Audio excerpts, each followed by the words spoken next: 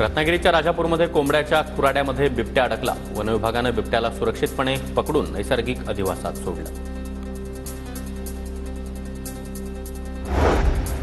पालघरमध्ये डहाणू तलासरी ग्रामीण भागामध्ये जलजीवन मिशन योजनेची कामं अपुरी, ग्रामस्थांना पाण्याची प्रतीक्षा। बुलढाण्यामध्ये उपप्रादेशिक परिवहन कार्यालयानं राबवलं रस्ता सुरक्षा अभियान, सडक सुरक्षा नियम पाळण्याचं अभियानातून आवाहन। बीडच्या परळी शहरामध्ये मोकाट जनावरांचा हैदोस, रस्त्यांवर फिरणाऱ्या मोकाट जनावरांमुळे वाहनधारकांना त्रास, जनावरांची सोय करण्याची मागणी। चंद्रपूर महाऔष्णिक वीज केंद्रातील राख हाताळणी प्लांट जवळ अस्वलीच्या हल्ल्यामध्ये चालक जखमी, लघुशंकेसाठी गेलेल्या चालकावर अस्वलाचा हल्ला, अस्वल आणि तिची 3 पिलं याच भागामध्ये वावरत असल्याचं कॅमेऱ्यात कैद।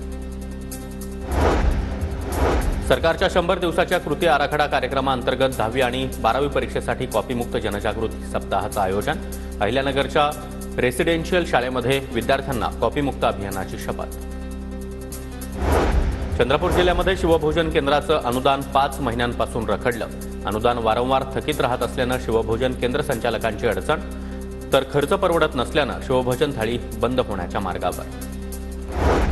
शिर्डीमध्ये आंतरराष्ट्रीय सहकार परिषदेचं आयोजन, परिषदेमध्ये जवळपास 8 देशांसह राज्यातील पतसंस्थांचे प्रतिनिधी देखील उपस्थित राहणार।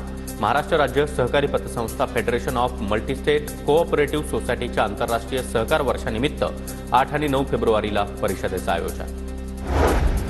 शासकीय ठेकेदाराची ऑनलाईन गेमिंगच्या नादामध्ये तब्बल 79 लाखांची फसवणूक, 3 नोव्हेंबर 2024 ते 12 जानेवारी 2025 दरम्यान फसवणूक झाल्याची माहिती, सायबर पोलिसांकडून 2 जणांविरोधात गुन्हा दाखल।